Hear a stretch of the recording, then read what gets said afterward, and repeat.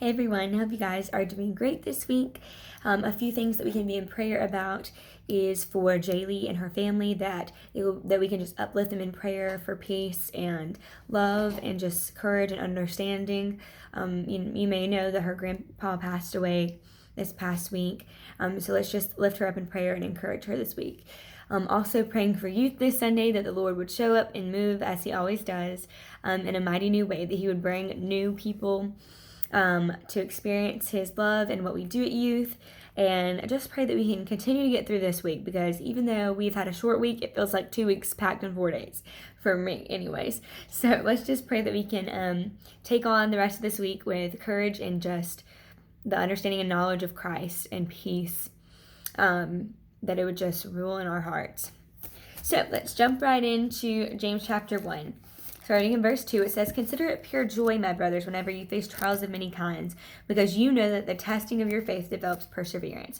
Now, first of all, this is definitely a biblical principle, because you would never hear a worldly person who is not a Christian say that you should consider trials of any kind pure joy.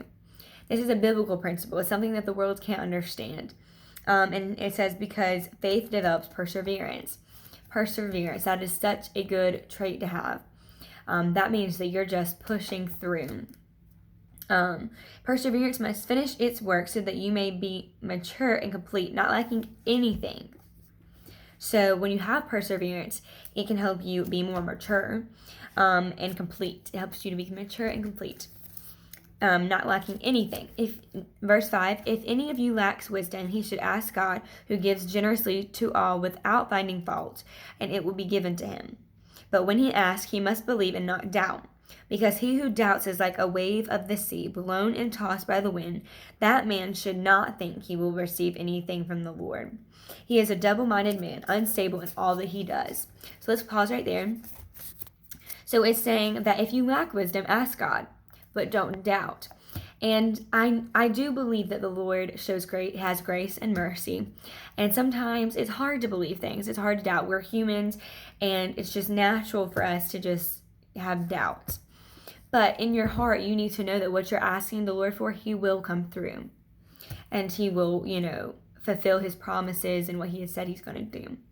So it says, a man who doubts is a double-minded man and unstable in all that he does. He doubts everything. He doesn't know what to believe.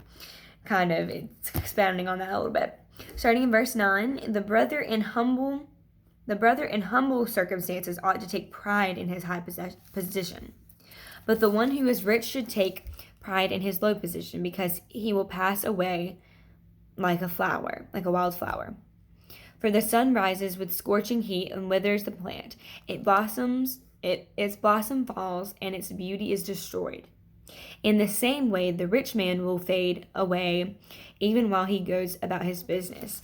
And this is talked about in many other verses about how, the rich man can't take his treasures with him to heaven. And we find another good Christian characteristic, a fruit to be showing that we're producing, is humility, humble. So right now we have perseverance and humility. It says in verse 12, "Blessed is the man who perseveres under trial, because when he has stood the test, he will receive the crown of life that God has promised to those who love him." So persevere under trial. It may have been a crazy week for you, like it has for me, for many different reasons. But persevere, trust in the Lord at all times. It says he will receive the crown of life that God has promised to those who love him. So God has a crown of life promised for you. Persevere, run the good race, and make it to the finish line. And that's not just talking about making it through the week on coffee. That means praying through, reading your word, because that is how ultimately we as Christians make it through. So, verse 13, "When tempted, no one should say, 'God is tempting me.' For God cannot be tempted by evil, nor does he tempt anyone. But each one is tempted when by his own evil desire he is dragged away and enticed." So these verses are saying, do not say that the Lord has tempted you, because God does not tempt. And later down we'll see that only good things come from the Father. But it's saying it's saying temptation comes from our own evil desires. It starts with a desire, and then temptation arises, and then sin. So, and it does go back, and in the next verses, it kind of expounds on this. Verse 15 says, then after the desire has conceived and gives birth to sin, and sin, when it's full grown, gives birth to death. Talking about sin leads to death, eternal death. Sometimes physical death, but it will definitely lead to eternal death, spiritual death. So, nip it in the bud, as Barney Fife would say. Nip that desire in the bud.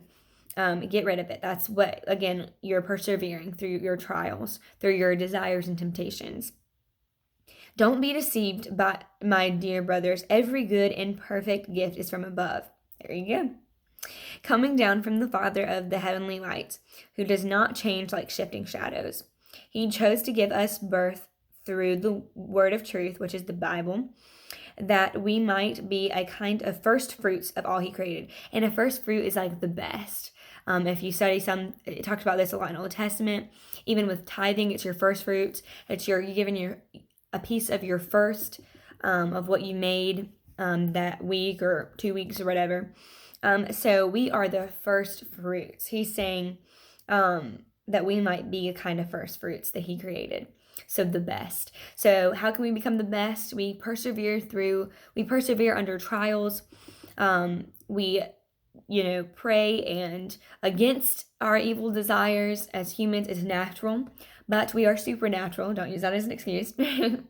So I hope this has encouraged you to continue to pray and press into the presence of God, worship your heart out, and just let God take over the rest of your week. Take over every single day, every single second of your day. And that is how you're going to persevere through your trials. It's going to be tough. That's why James wrote this, because he knows it's going to be tough. Like I said, all of you are going through something this week that I have no clue about. But I know that you all are going through something. So I am praying for each one of you, praying that God would move in your life and just a hedge of protection, of health over you. So I love you guys, and I will see you Sunday. Bye.